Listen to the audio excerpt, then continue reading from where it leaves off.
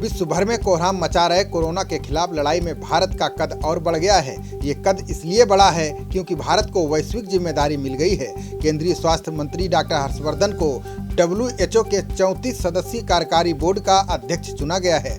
Doctor Harshvardhan ने विश्व स्वास्थ्य संगठन में अध्यक्ष का पद शुक्रवार को संभाल लिया है। डॉक्टर हर्षवर्धन की ये नियुक्ति 2020-21 के लिए है, यानी उनका कार्यकाल 1 साल के लिए होगा। डॉक्टर हर्षवर्धन ने जापान के हिरोकी नकातानी का स्थान लिया है। पद संभालने के बाद डॉक्टर हर्षवर्धन ने लोगों को संबोधित किया। उन्होंने कहा, कोरोना वायरस के खिलाफ जंग में भारत अग्रणी भूमिका निभा रहा है। उन्होंने कोरोना के कारण दुनिया भर में जान गंवाने वाले लोगों के प्रति शोक भी जताया। हर्षवर्धन ने कहा कि मौजूदा संकट से उबरने के लिए वैश्विक भागीदारी को मजबूत करने और एक दूसरे की भावनाओं को समझने की जरूरत है। इस वीडियो में हम आपको बताएंगे कि WHO में बोर्ड के अध्यक्ष की क्या जिम्मेदारी होती है और क्या अधिकार होते हैं। कार्यकारी बोर्ड में भारत द्वारा नामित व्यक्ति को नियुक्त करने के प्रस्ताव पर 194 देशों के विश्व स्वास्थ्य निकाय ने मंगलवार को ही मुहर लगा दी थी।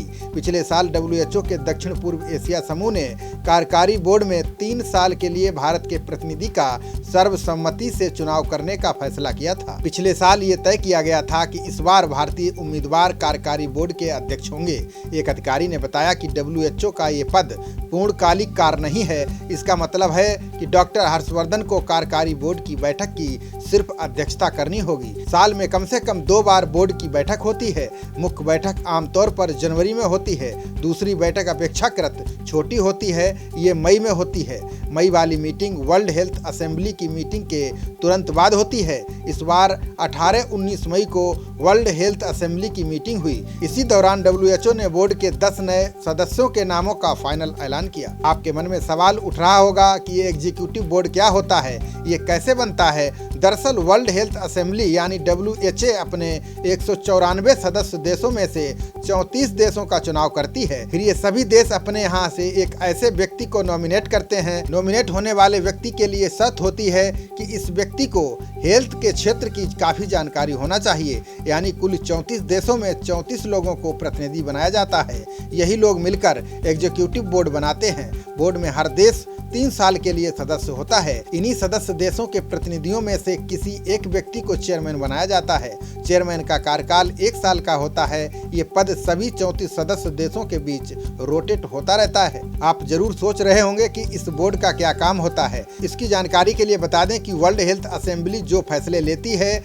उसके लिए जो नीतियां बनाती है, उन नीतियों को प्रभाव में लाने का काम बोर्ड का होता है। इसके अलावा ये बोर्ड स्वास्थ्य नीतियों के संबंध में वर्ल्ड हेल्थ असेंबली को सलाह भी देता है। भारत के प्रतिनिधि ने कार्यकारी बोर्ड के अध्यक्ष का पद ऐसे समय में संभाला है जब पूरी दुनिया कोरोना के खिलाफ जंग लड़ रही है। चीन के वुहान में कोरोना वायरस उत्पन्न हुआ या नहीं, इसकी जांच की मांग तेज हो रही है। कोरोना को लेकर बीजिंग के खिलाफ विश्व समुदाय का आक्रोश बढ़ रहा है। अमेरिका के राष्ट्रपति डोनाल्ड ट्रंप चीन पर हमलावर हैं। दुनिया भर के 62 देशों के नेता भी चीन के खिलाफ हैं। ऐसे समय में डॉक्टर हर्षवर्धन के सामने कई चुनौतियां होंगी। वे एग्जीक्यूटिव बोर्ड को क्या सलाह देंगे। कोरोना के खिलाफ WHO की भूमिका पर भी सवाल उठ रहे हैं। इसके लिए सदस्य देशों ने WHO की भूमिका की जांच का प्रस्ताव पास किया है।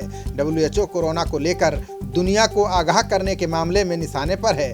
ट्रंप के WHO को चेतावनी देने के बाद संयुक्त राष्ट्र स्वास्थ्य निकाय के भीतर तनाव चरम पर है। अमेरिकी राष्ट्रपति ने कहा है कि वो WHO की सदस्यता पर नए सिरे से विचार करेंगे। उन्होंने वित्तीय सहायता पर रोक लगा दी है। कोरोना के बढ़ते मामलों को लेकर विश्व स्वास्थ्य संगठन की भूमिका पर भी लगातार सवाल खड़े हो रहे हैं। WHO पर आरोप है कि उसने इस वायरस को लेकर देरी से चेतावनी जारी की है। कोरोना वायरस का पहला मामला पिछले साल नवंबर में चीन में वुहान शहर में आया था। अमेरिका के राष्ट्रपति डोनाल्ड ट्रंप लगातार चीन और WHO पर हमला करते रहे हैं। ट्रंप का कहना है कि चीन ने कोरोना वायरस को दुनिया में फैलाया है और WHO ने कोरोना की जानकारी छिपाने में उसका साथ दिया है। अमेरिका के अलावा जर्मनी, ब्रिटेन और ऑस्ट्रेलिया सहित कई देश कोरोना वायरस फैलने के लिए चीन को जिम्मेदार ठहरा रहे हैं। अब इसको लेकर भारत समेत दुनिया के 62 देशों ने चीन और WHO से सवाल खड़े किए हैं। ये सभी देश निष्पक्ष जांच की मांग कर रहे हैं। कोरोना वायरस आखिर कैसे और किस तरह से इंसानों तक पहुंचा, WHO ने इसकी रोकथाम के लिए क्या कदम उठाए और इसकी भूमिका क्या रही, दुनिया के करीब 62 देश ऐसे ही सवालों का जवाब मांग रहे हैं। अब भारत ने भी आधिकारिक तौर पर इन देशों को अपना समर्थन देते हुए यूरोपीय यूनियन व ऑस्ट्रेलिया की ओर से जांच की मांग वाले दस्तावेज पर हस्ताक्षर किए हैं। न्यूयॉर्क पोस्ट में छपी खबर के मुताबिक चीन ने मान लिया है कि उसने देश में फैले कोरोना वायरस के शुरुआती नमूनों को नष्ट कर दिया था।